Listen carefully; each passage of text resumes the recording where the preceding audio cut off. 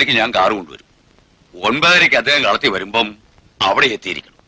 എനിക്ക് അത്രേ അറിയണ്ടു. എന്റെ ശവമായിരിക്കും നിങ്ങൾ കൊണ്ടുപോണത്. അത് പണിക്കര് പറഞ്ഞാല് ഇല്ല, ഞാൻ കുറ്റം പറയുന്നില്ല. ഇപ്പോഴൊക്കെ അല്ലേ ഇത്തിരി ഡിമാൻഡ് കേട്ടാൻ ഒക്കൂ അല്ലേ? 4 ദിവസം കഴിയുമ്പോ എന്ത് പറയും? ഞാൻ ഇറങ്ങുന്ന മാളുകെട്ടെത്തി പോയിട്ട് വരാം. വരികയോ കൊണ്ടുപോകുകയോ ഒക്കെ തന്റെ കാര്യ. അത് എങ്ങനെയാ ശരിയെന്ന് തോന്നുന്നു അങ്ങനെ ചെയ്തോളുക. പിന്നെ എന്നെ കുറ്റം പറയാനും നായന്മാരെ കൂട്ടാനും ഒന്നും നിന്നേക്കരുന്ന് പണി. നമസ്കാരം. മലയാള ചലച്ചിത്ര ചരിത്രത്തിൽ 1980-കൾ എന്നത് വലിയൊരു പരിവർത്തനത്തിന്റെ കാലഘട്ടമായിരുന്നു. നാടകവേദികളിലെ തന്മയത്വമുള്ള പ്രകടനങ്ങൾ യാഥാർത്ഥ്യബോധമുള്ള ചലച്ചിത്ര രൂപങ്ങളിലേക്ക് വഴിമാറിയ ഈ കാലത്താണ് അസാധാരണമായ ശരീരഭാഷയും വന്യമായ ഭാവങ്ങളുമുള്ള നടന്മാർ മലയാള സിനിമയുടെ മുൻനിരയിലേക്ക് ഉയർന്നുവരുന്നത്.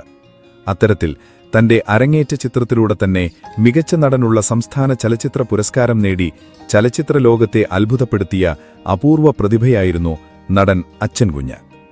കേവലം 6 വർഷം മാത്രം നീണ്ടുനിന്ന ഹ്രസ്വമായ ചലച്ചിത്ര ജീവിതത്തിൽ 46-ലധികം ചിത്രങ്ങളിൽ അദ്ദേഹം വേഷമിട്ടു. ക്രൂരതയും പരുക്കൻ ഭാവങ്ങളും നിറഞ്ഞ വില്ലൻ വേഷങ്ങളിൽ അദ്ദേഹം തിളങ്ങിയപ്പോൾ പ്രൊഫഷണൽ സർക്കിളുകളിൽ അദ്ദേഹത്തെ മലയാള സിനിമയുടെ ആന്റണി ക്വിൻ എന്ന് വിശേഷിപ്പിച്ചിരുന്നു. എന്നിരുന്നാലും ചലച്ചിത്രരംഗത്ത് നിന്ന് സാമ്പത്തിക ഭദ്രതയും വലിയ യശസ്സും നേടിയ മറ്റ് സാധാരണ പശ്ചാത്തലമുള്ള നടന്മാരെ പോലെയല്ല അച്ഛൻ കുഞ്ഞിന്റെ ചലച്ചിത്ര ജീവിതം പാതിവഴിയിലൊടുങ്ങുകയും സാമ്പത്തികമായി വലിയ ബാധ്യതകൾ അവശേഷിപ്പിക്കുകയും ചെയ്തു. 1930-ൽ കോട്ടയം കച്ചേരിക്കടവിലെ നെല്ലിശ്ശേരി വീട്ടിലാണ് അച്ഛൻ കുഞ്ഞ് ജനിച്ചത്. കടുത്ത സാമ്പത്തിക പരാധീനതകൾ നിറഞ്ഞ പശ്ചാത്തലത്തിൽ ജനിച്ച അദ്ദേഹത്തിന് സ്കൂൾ വിദ്യാഭ്യാസം പൂർത്തിയാക്കാൻ കഴിഞ്ഞിരുന്നില്ല. കുടുംബം പുലർത്തുന്നതിനായി കഠിനമായ കായികാധ്വാനം ആവശ്യമുള്ള പല ജോലികളും ചെയ്ത അദ്ദേഹം ദീർഘകാലം കോട്ടയം ബോട്ട് ജെട്ടിയിൽ ചുമട്ടുതൊഴിലാളിയായി ജോലി നോക്കിയിരുന്നു. ചുമടെടുക്കുന്നതിനിടയിൽ സംഭവിച്ച ഭീകരമായ ഒരു അപകടമാണ് പിൽക്കാലത്ത് അദ്ദേഹത്തിന്റെ മുഖത്തിന്റെ പരിക്കൻ രൂപഘടന നിർണയിച്ചത്. ജോലിസ്ഥലത്ത് വെച്ച് ഭാരമേറിയ സിമന്റ് ചാക്ക് അദ്ദേഹത്തിന്റെ മുഖത്തേക്ക് നേരിട്ട് വീഴുകയും കണ്ണുകൾക്കും മുഖത്തിനും കടുത്ത പരിക്കേൽക്കുകയും ചെയ്തു. ഇതിനു പുറമെ ഒരു റോഡപകടവും അദ്ദേഹത്തിന്റെ ശാരീരിക രൂപത്തെ സ്വാധീനിച്ചിരുന്നതായി കുടുംബാംഗങ്ങൾ ഓർക്കുന്നു. മുഖത്ത് സംഭവിച്ച ഈ വിരൂപതയും കണ്ണിന് സംഭവിച്ച പരിക്കുമാണ് സിനിമയിൽ അസാധാരണമായ വന്യത പ്രകടിപ്പിക്കുന്ന നോട്ടവും തീക്ഷ്ണമായ ഭാവങ്ങളും അദ്ദേഹത്തിന് സമ്മാനിച്ചത്. ബാഹ്യമായി പരുക്കൻ രൂപമായിരുന്നെങ്കിലും വ്യക്തിജീവിതത്തിൽ അങ്ങേയറ്റം സ്നേഹസമ്പന്നനും സൗമ്യനുമായിരുന്നു അദ്ദേഹം. സിനിമയിലേക്ക് കടക്കുന്നതിനെത്രയോ മുൻപ് നാടകവേദികളിലെ പ്രകടനങ്ങളിലൂടെ അച്ഛൻ കുഞ്ഞ് തന്നിലെ നടനെ മിനുക്കിയെടുത്തിരുന്നു. 1953-ൽ അരങ്ങേറിയ വിധി എന്ന നാടകമായിരുന്നു അദ്ദേഹത്തിന്റെ ആദ്യ പ്രധാന സ്റ്റേജ് പ്രകടനം.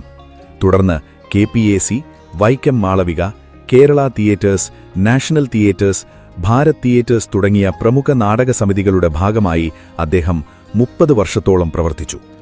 ചലച്ചിത്ര മേഖല അദ്ദേഹത്തെ പലപ്പോഴും ഒരേ തരത്തിലുള്ള ക്രൂര കഥാപാത്രങ്ങളിൽ തളച്ചിട്ടപ്പോൾ നാടകവേദികളാണ് അദ്ദേഹത്തിന് വ്യത്യസ്തവും ആഴമുള്ള വേഷങ്ങൾ സമ്മാനിച്ചത്. ജനങ്ങൾ ആവേശത്തോടെ ഏറ്റെടുത്ത സെയിന്റ് പോൾ, ട്രപ്പീസിയം, സൗരയൂഥം എന്നീ നാടകങ്ങളിൽ അദ്ദേഹത്തിന്റെ വേഷങ്ങൾ ഇതിന് തെളിവാണ്. പ്രത്യേകിച്ച് സൗരയൂഥം എന്ന നാടകത്തിൽ അദ്ദേഹം അവതരിപ്പിച്ച ആരാച്ചാരിന്റെ കഥാപാത്രം അക്കാലത്ത് ഏറെ ചർച്ച ചെയ്യപ്പെട്ടിരുന്നു. തന്റെ 50-ാം വയസ്സിലാണ് അച്ഛൻ കുഞ്ഞ് സിനിമയിലേക്ക് അവിചാരിതമായി പ്രവേശിക്കുന്നത്. കോട്ടയം സ്വദേശിയും പ്രശസ്ത നടനും നിർമ്മാതാവുമായ പ്രേംപ്രകാശാണ് ഈ വലിയ അവസരത്തിന് വഴിയൊരുക്കിയത്. കോട്ടയത്തുള്ള പ്രേംപ്രകാശിന്റെ കടയിൽ പതിവായി വന്നിരുന്ന അച്ഛൻ കുഞ്ഞിന്റെ വേറിട്ട ശരീരഭാഷയും നാടകങ്ങളിലെ പ്രകടനവും പ്രേംപ്രകാശ് ശ്രദ്ധിച്ചിരുന്നു. പത്മരാജൻ തന്റെ പുതിയ തിരക്കഥയിലെ വേലൻ എന്ന തെരുവു സർക്കസുകാരന്റെ വേഷത്തിന് അനുയോജ്യനായ ഒരാളെ തിരയുന്നതായി പറഞ്ഞപ്പോൾ പ്രേംപ്രകാശ് അച്ഛൻ കുഞ്ഞിനെ നിർദ്ദേശിച്ചു.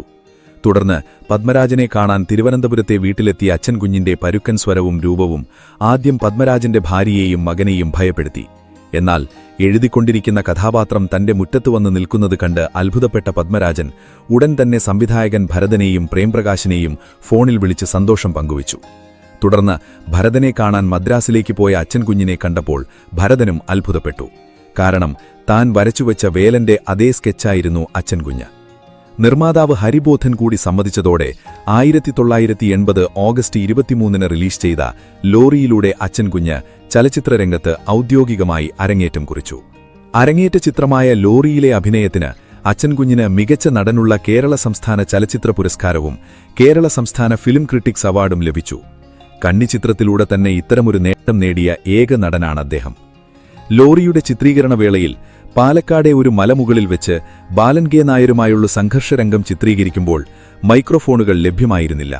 അതിനാൽ ദൂരത്തുനിന്ന് ചുവന്ന തുണി വീശിക്കാണിച്ചാണ് സംവിധായകൻ കട്ട് നിർദ്ദേശിച്ചിരുന്നത്. ചാട്ടവാറുകൊണ്ട് ബാലൻ കെ നായരുടെ കഴുത്തു മുറുക്കുന്ന രംഗത്തിൽ കഥാപാത്രമായി മാറിയ അച്ഛൻകുഞ്ഞ് കട്ട് പറഞ്ഞിട്ടും പിടിവിട്ടിരുന്നില്ല.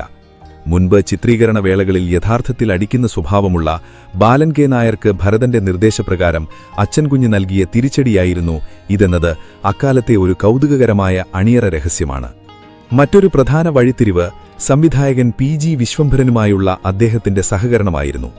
അച്ഛൻകുഞ്ഞിന് അർഹമായ ശമ്പളം നൽകാതെ വഞ്ചിക്കാൻ ശ്രമിച്ച നിർമ്മാതാക്കളോട് അദ്ദേഹത്തിന് ന്യായമായ പണം വാങ്ങി നൽകാൻ വിശ്വംഭരൻ തയ്യാറായി. അച്ഛൻകുഞ്ഞിന്റെ വീടുപണി നടക്കുന്ന സമയത്ത് സാമ്പത്തിക ബുദ്ധിമുട്ട് നേരിട്ടപ്പോൾ വിശ്വംഭരൻ ഇടപെട്ട് നിർമ്മാതാവിൽ നിന്ന് അർഹമായ തുക വാങ്ങി നൽകിയത് അദ്ദേഹത്തിന്റെ ചലച്ചിത്ര ജീവിതത്തിലെ വലിയൊരാശ്വാസമായിരുന്നു. മറ്റൊരു പ്രധാന വഴിത്തിരിവ് സംവിധായകൻ PG വിശ്വംഭരനുമായുള്ള അദ്ദേഹത്തിന്റെ സഹകരണമായിരുന്നു.